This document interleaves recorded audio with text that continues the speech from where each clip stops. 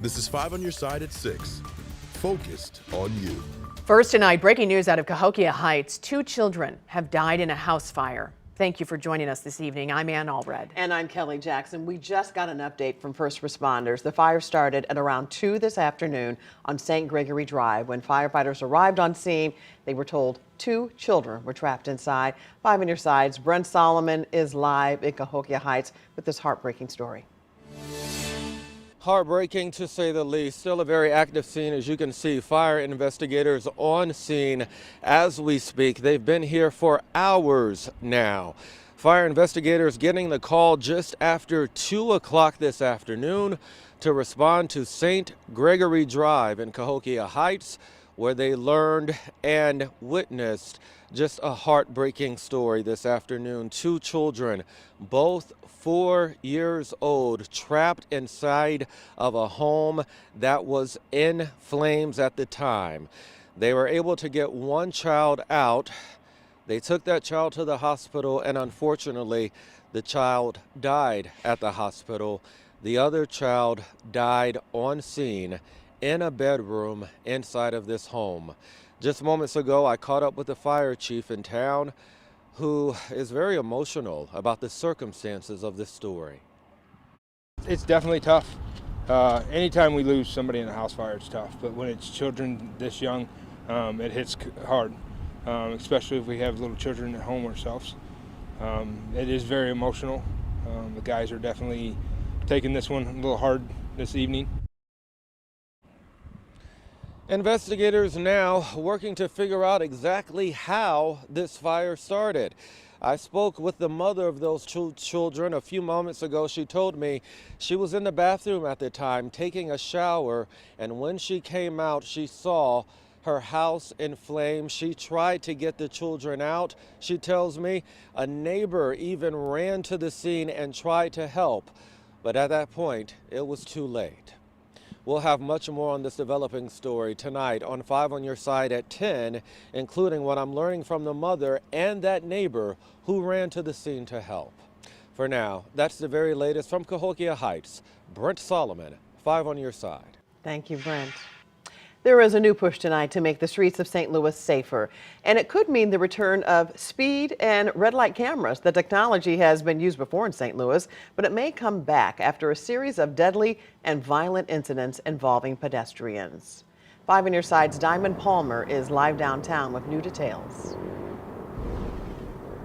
Well, Kelly and Ann, the city of St. Louis is looking to join other cities like Chicago and New York when it comes to red light and speeding cameras. But today, Mayor Tashar Jones and the Board of Aldermen made it clear they're at odds when it comes to the Automated Traffic Enforcement Act. Everyone deserves to feel safe navigating our city by foot, by bike, by transit, or by car. Friday, Mayor Tashar Jones said the Board of Aldermen is stalling to pass the Automated Traffic Enforcement Act. The bill allows for red light and speed cameras, which she says would hold dangerous drivers accountable. We have to change the norm. We have to do more now as a city to eliminate the culture of traffic violence that has taken too many lives and injured too many more. Just in the last year, the city reported 228 crashes, with 225 injuries and 8 deaths involving pedestrians. Janae Edmondson lost her legs near the Dome at America's Center last year, and a mom and daughter were killed while leaving the Drake concert earlier this month. The issue has the mayor and the Board of Aldermen at odds over the timing. The board wants to make more room for public comment before installing red light or speed cameras. I've been very clear and consistent with respect to my message that we need to have surveillance oversight programs in place while also working in tandem to address the safety concerns of residents, drivers, and others on St. Louis City streets. Board President Megan Green echoing Alderman Shane Cohn's message. And I want to make it clear, we are not seeking to ban any type of surveillance technology. We are simply seeking to make the policies around them public. Mayor Jones continuing to push the issue to the Board of Aldermen. Call your aldermen and demand that they take action to make St. Louis a safer place for everyone. Mayor Jones also signed Executive Order 78 today, which calls for surveillance, transparency, and accountability. It specifically says that SLMPD has to provide an annual report for the Board of Aldermen when it comes to surveillance transparency. The Board of Aldermen said it was insufficient. Reporting in St. Louis, Diamond Palmer, 5 on your side. Well, also tonight, we continue to follow the story of a sentence in a fatal crash. 4 young people were killed. The announcement comes one day after a man was sentenced to 10 years in prison for that crash. Our Robert Townsend is following the story. And the mom and son I talked to say Cedric Dixon's 10-year sentence for the deadly car crash is a big slap in their faces. My heart dropped in my chest. A fuming and sobbing Shantae Lucius says she and her family are outraged. It's after Cedric Dixon was sentenced to 10 years behind bars for causing a car crash that killed Shantae's 20-year-old son, Corntrell McKinley, and 3 of his friends. Them kids' lives don't mean nothing. They didn't mean nothing that night, and it didn't mean nothing now. Prosecutors say on February 26th of last year, Dixon sped down city streets, ran a red light, slammed into an SUV, and caused it to fly over a guardrail on Forest Park Parkway. Corntrell McKinley and his friends died at the scene. They told me he was driving a 120 from Martin Luther King and Grant all the way up to the incident. McKinley's brother, Courtney, drove their mom's Tahoe that night. He suffered multiple injuries, including fractured ribs, punctured lungs, cuts, and bruises. Dixon pleaded guilty to 4 counts of involuntary manslaughter, assault, and leaving the scene. It was like a worst nightmare, like basically like a dream. Like, I couldn't believe it. Nearly 1 year later, McKinley says he's still struggling. My side is hurting right now. Like, really hurting right now. My shoulder still out, teeth still messed up, you know. In court Thursday, the family says Dixon did not apologize to anyone. But Dixon's lawyer says his client is remorseful and offered to take the maximum amount of punishment for involuntary manslaughter under the plea deal. My son had a future. All them kids had a future. Members of other crash victims actually shouted at Dixon when the sentence came down. They had to be removed from the courtroom. Live downtown, Robert Townsend, 5 on your side.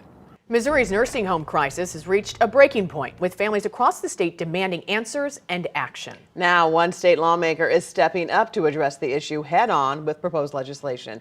Senior investigative reporter Paula Fasan has been uncovering a troubling lack of transparency and accountability within the industry. It's a crisis that's been brewing for years, but now Missouri Representative Crystal Quaid is taking a stand.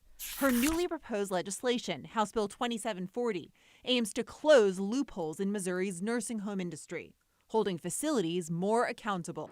This bill, at its essence, is about taking the steps necessary to end the crisis facing so many Missouri families. This all comes after the closure of the nursing home behind them, Northview Village. It suddenly closed in late December without giving any notice. Families were left in the dark, unsure of where their loved ones would go. Workers were left without a job. Just to witness all of that hurt is just so devastating. Since the abrupt closure of this nursing home, the I-Team has been asking why.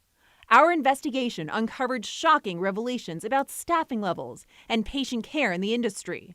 National rules propose minimum one-on-one care hours, yet many facilities fall short. House Bill 2740 seeks to remedy this by mandating minimum staffing requirements and implementing more regular inspections by state health officials. And it's about holding those who refuse to do better accountable for putting profit over its patients. The I-Team also discovered a lack of financial transparency with how nursing home owners spend taxpayer money. Despite a government official acknowledging the issue, industry experts tell us more financial oversight is essential. We pressed for answers. What about financial scrutiny? Who's taking a look at where the money's going? Yeah, I think that's absolutely a piece of this conversation that we need to be doing. Why isn't financial scrutiny a part of your legislation? And we wanted to get something in as fast as we can.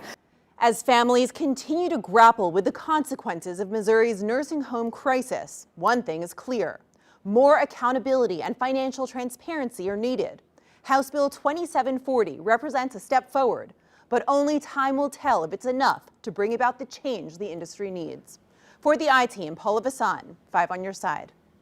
Coming up, it's something that hasn't happened in nearly 4 decades. The new subdivision being built in Florissant. And the Valley of Flowers will be blooming sooner rather than later, given the weather forecast heading into this weekend. We'll see in a few minutes.